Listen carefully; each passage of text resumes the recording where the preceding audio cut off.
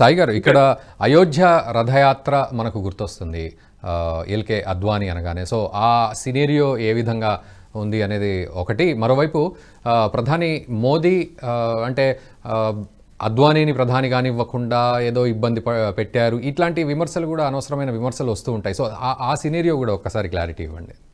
వాళ్ళిద్దరిది అంటే యాక్చువల్లీ ఇదంతా కూడా ఇమ్మెచ్యూరిటీ అండి. చాలా వరకు ఇమ్మెచ్యూరిటీ, ల్యాక్ ఆఫ్ ఇన్ఫర్మేషన్. ఒక రకంగా చెప్పాలంటే కాన్స్పిరసీ థియరీస్ మనకు బాగా ఇష్టం కాబట్టి అట్లాంటివి వండివార్చే విధానం. నిజానికి మాట్లాడితే గానీ మీరు ఆర్ఎస్ఎస్ గానీ బీజేపీకి సంబంధించినటువంటి, మీరు ఇందాక కిషోర్ రెడ్డి గారు చాలా అద్భుతమైన అది చెప్పారు, జుగల్బందీ అని ఒక బుక్ చెప్పారు. ఎప్పుడు కొంచెం ఏదైనా ఉంది అని అంటే కనుక భారతీయ జనతా పార్టీ, ఆర్ఎస్ఎస్, జనసంఘ్ మొదటి నుంచి ఇప్పటి వరకు ఉన్నటువంటి అనేక అంశాలు ఈ రేస్ ఆఫ్ బీజేపీకి సంబంధించినవి కానీ ఇందులో తెలిసిపోతాయి మీకు. అద్వానీ గారు ఎలాగంటే ఆయన రథయాత్రకు పూనుకున్న తర్వాత నరేంద్ర మోదీ గారిని ఆయన పర్టికులర్లీ ఆయనతో పాటు పట్టుకొని తిరిగారు రథయాత్ర, నరేంద్ర మోదీ గారిని.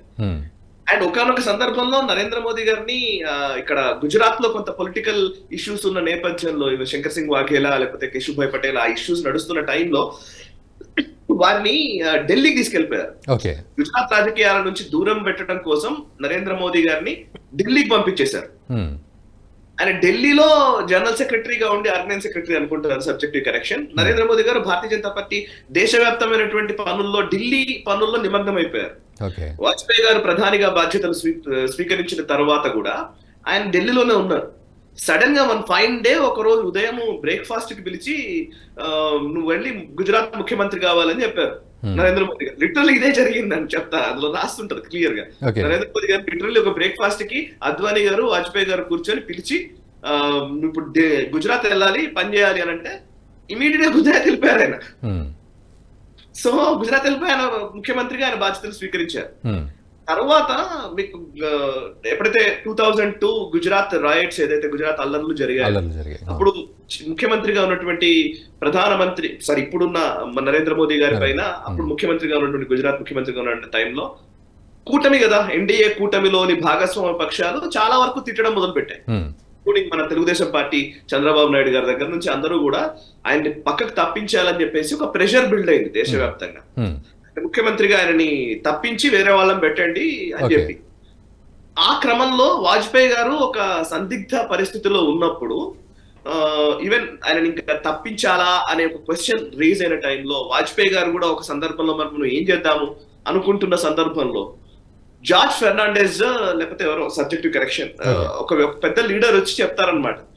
సో మరి ఏమనుకుంటున్నారు, డిసిషన్ తీసుకుంటున్నారా, రిజైన్ చేయమని చెప్దామా మరి నరేంద్ర మోదీ గారిని అడుగుతారు. అడిగితే కరెక్టే గానీ అద్వానీ ఏమంటాడో అని అంటారు వాజ్పేయి గారు. అద్వానీ ఏమంటారు అంటే మరి అడిగి చూడండి అద్వానీకి, మీరే చెప్పండి, మీరు చెప్తే కాదన్నాడు కదా అద్వానీ ఎప్పుడు అని అంటాడు అనమాట. అనగానే వాజ్పేయి గారు అప్పుడు ఏదో విదేశీ పర్యటనకి వెళ్తారు. విదేశీ పర్యటనకి వెళ్ళి అక్కడ ఒక 2 రోజులు గడుస్తుంది ఇదే ఈ టైంలోనే.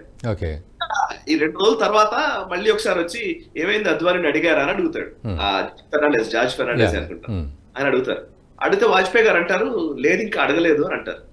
ఎందుకంటే అనంటే ఇప్పటి వరకు నాకు నో వినలేదు అద్వానీ నుంచి, ఒకవేళ నో వస్తే అంటాడు వాజ్పేయి. అసలు చూడండి, ఒక వ్యక్తి అంటే తనకు డిప్యూటీ కావచ్చు, తనకు ఏమైనా కావచ్చు, అద్వానీ గారు ఎప్పుడు కూడా అన్ని వాజ్పేయి గారి నాయకత్వాన్ని సమర్థించినటువంటి వ్యక్తి. సో నాతో పాటు ఉండే నా అంతరంగికుడు లాంటి వ్యక్తి చిన్న విషయం కూడా ఆయన నుంచి నాకు నెగటివ్ రాకూడదు అని అనుకునే, అంటే పరస్పర గౌరవించుకోవడం, ఒకరి అభిప్రాయాలు ఇంకొకరు గౌరవించుకోవడం. వాజ్పేయి అంటారు దాంట్లో, అద్వానీ తప్పు చేయడు, అద్వానీ కనుక నో చెప్పాడు అని అంటే మనం తీసుకున్న నిర్ణయం తప్పని అర్థం, వేచి చూద్దామని అంటాడు. కొంచెం అవుతుంది, ఆగిపోయిన తర్వాత అప్పుడు ఏదో గోవాలోనూ ఎక్కడో సదస్సు జరిగితే, జాతీయ కార్యవర్గ సమావేశాలు ఏవో జరిగితే నరేంద్ర మోదీ గారు తనకు తాను రిపోర్ట్ కార్డ్ చెప్తాడు అనమాట. నేను ఇట్లా చేశాను, ఏం చేయలేదు, నా తప్పేం లేదు, ఒకవేళ నేను నిజంగా రాజీనామా చేయమంటే ఇప్పుడే నేను రాజీనామా చేయడానికి సిద్ధమని నరేంద్ర మోదీ గారు అనగానే మొత్తం సభలో అందరి నుంచి కూడా లేదు నరేంద్ర మోదీని అందరూ సపోర్ట్ చేస్తారు, మొత్తం బీజేపీ పార్టీ మొత్తం సపోర్ట్ చేస్తుంది, అందరూ సపోర్ట్ చేస్తారు. సో వాజ్పేయి క్లియర్ అయిపోతుంది అనమాట తన డౌట్, ఒకవేళ నేనేమైనా నిర్ణయం సరిగ్గా తీసుకోలేకపోతున్నాను, ఆయనని తప్పించాలా తప్పించకూడదా అని ఒక సందిగ్ధ అవస్థలో ఉన్నప్పుడు అద్వానీ గారు కానివ్వండి, మొత్తం party decision is my decision అనుకుని వాజ్పేయి గారు కూడా అయిపోయారు. ఓకే. సో ఒక్కరికి ఇంకొకరికి మధ్య అంటే మనం అనుకుంటున్నట్టుగా ఏదో లిటరల్ గా సినిమాల్లో చూపించినట్టుగా ఏదో మన వాళ్ళు ఇక్కడ కొంతమంది వీడియోలు చేస్తూ ఉంటారు. అద్వానీ గారిని మోదీ గారు పట్టించుకోలేదని ఒక వీడియో చూపిస్తారు. జనరల్ గా ఇట్లా నడుచుకుంటూ పోతూ ఉంటే ఆయన ఫోన్ నమస్తే పెడితే నమస్తే పెట్టలేదని. సేమ్ టైం మరి అదే అద్వానీ గారికి ఎన్నోసార్లు పాదాభివందనం చేశారు నరేంద్ర మోదీ. దాని గురించి ఎవరు మాట్లాడారు. సమస్య ఏంటంటే మనకు చాలా డ్రామా ఇష్టం, మనకు కొంచెం ఎమోషనల్ కాంట్రవర్సీలు మనకు చాలా ఇష్టం. సో వాటిని ఏదో అప్పుడప్పుడు ఈ సోషల్ మీడియాలో చూడడానికి పనికొస్తుంది. కానీ మొన్నటికి మొన్న ప్రధానిగా నరేంద్ర మోదీ బాధ్యతలు స్వీకరించిన తర్వాత ఒక రోజు పార్లమెంట్ లో సమావేశంలో ఎక్కడో అద్వానీ గారు అంటారు, నరేంద్ర భాయ్ నాకు అవకాశం ఇస్తే ఇట్లేదో మాట్లాడుతూ ఉంటారు. అంటారు ఆయన నాకు అవకాశం ఇచ్చారని అంటూ ఉంటే నరేంద్ర మోదీ గారు ఏడ్చేస్తారు. లిటరల్లీ ఆ వీడియో ఉంటుంది ఇప్పటికి కూడా. ఏడ్చి అసలు మీరు నన్ను అంటున్నారు పార్టీ అంటే కన్న తల్లి, మీరు నాకు ఇచ్చిన అవకాశం ఇది, నేనేం చేయలేదు, నాదేం లేదు, మీరే నాకు అవకాశం ఇచ్చారని చెప్పేసి కంటతడి పెట్టుకున్నారు. సో ఇవాళ అద్వానీ గారికి అండ్ మోదీ గారికి ఏదో ఉందని, లేకపోతే రేపు పొద్దున రాబోయే రోజుల్లో మోదీకి యోగికి ఉందని అంటారు. లేదు కానీ బట్ రియల్లీ ఒక రకంగా చెప్పాలంటే అద్వానీ గారి సారందాక అన్నారు, వారి భరతమాత సేవలో వారు తరించారు, వారి జీవితం ధన్యమైంది. సో భరతమాత లేదా భారతదేశం వారిని ఈ పురస్కారానికి వారిని అందించి వారికి పురస్కరించి నిజంగా మన దేశ ప్రజలందరికీ కూడా గౌరవాన్ని ఇనుమడింపజేస్తున్నారనే నేను అనుకుంటున్నాను.